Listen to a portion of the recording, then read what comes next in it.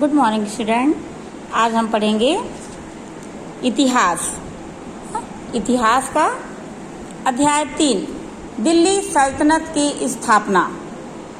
दिल्ली सल्तनत की स्थापना कब हुई थी? सन 1206 ईस्वी से 1290 ईस्वी तक। पिछले पाठ में आपने जाना कि सन 650 ईस्वी से 1200 ईस्वी के बीच भारत कई छोटे छोटे राज्यों में बटा हुआ था, लेकिन सन 1200 ईस्वी के बाद उत्तर भारत में दिल्ली के आसपास तुर्कों का एक शक्तिशाली राज्य बना। इस राज्य के शासकों ने लगभग पूरे भारत पर अपना शासन स्थापित किया था। इसे ही हम दिल्ली सल्तनत के नाम से जानते हैं।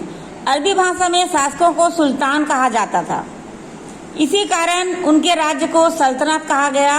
इसमें 5 वंश हुए थे।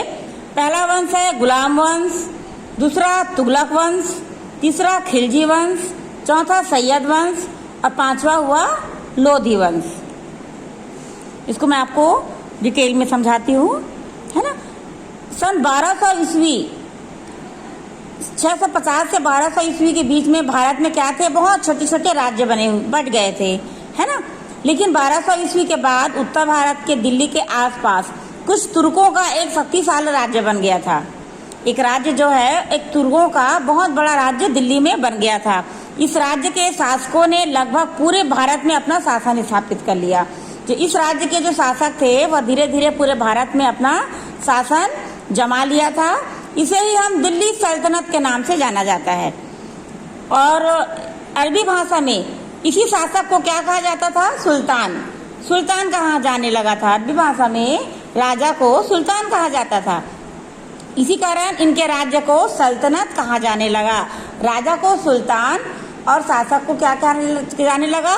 सल्तनत। इनमें 5 वंश हुए थे। पहला वंश हुआ गुलाम वंश, तुगलक वंश, खिलजी वंश, सैयद वंश, लोधी वंश। इसमें सबसे पहले राजा जो है मोहम्मद गौरी। उन दिनों भारत के उत्तर पश्चिम राज्य अफगानिस्तान में तुर्किस्तान से आए तुर्क सुल्तानों ने अपना राज्य स्थापित कर लिया था। उस समय भारत में क्या हुआ था? उत्तर भारत में जो तुर्किस्तान से आए थे तुर्क सुल्तान, उन्होंने क्या किया? अपना एक राज्य स्थापित कर लिया। ये सुल्तान अपने राज्यों को बढ़ाने के लिए आपस में लड़ते थे। इन्हीं राज्यों में से एक था गोर, जिसका सुल्तान था मोहम्मद गोरी। वह भी कई तुर्की सुल्तानों से लड़ा, लेकिन ख्वारिज्म पूर्वी ईरान का एक राज्य, लेकिन जो एक ख्वारिज्म राज्य है, जो पूर्वी ईरान का एक राज्य था, के साथ से वह नहीं जीत पाया। इसीलिए अपने राज्य को बढ़ाने के लिए उसने पास भारत की ओर बढ़ने के अलावा और कोई उपाय नहीं था। वह अपने राज्य को बढ़ाने के लिए भारत की ओर बढ़ने लगा।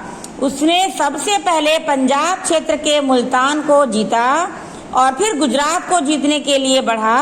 उन दिनों समुद्री व्यापार के कारण गुजरात राज्य काफी संपन्न और शक्तिशाली था, लेकिन गुजरात के राजा मूलराज द्वितीय ने उसे सन 1178 ईस्वी में हरा दिया।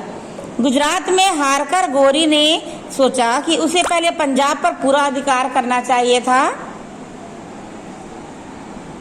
पंजाब के शासक ताकतवर नहीं थे, इसीलिए धीरे धीरे गोरी ने पूरे पंजाब पर अपना अधिकार जमा लिया और उसके राज्य की सीमा पृथ्वीराज चौहान के राज्य की सीमा तक पहुंच गई। पंजाब को जीतने के लिए गोरी दिल्ली विजय की योजना बनाने लगा। इस तरह धीरे धीरे उनका राज्य बड़ा हो गया।